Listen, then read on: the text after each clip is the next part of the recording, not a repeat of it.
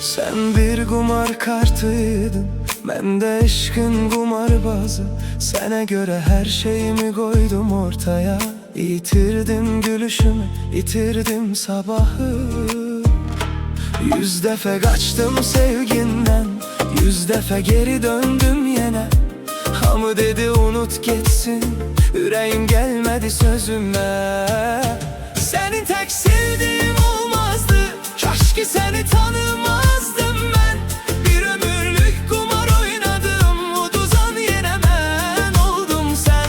Ömrümü uduzup puç etmişem, bir sevirem sözüne göre.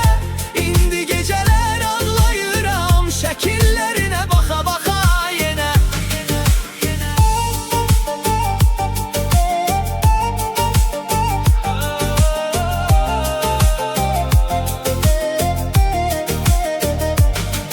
Bir vaxt elini tuturdum, indi xatirən qalıb mənə.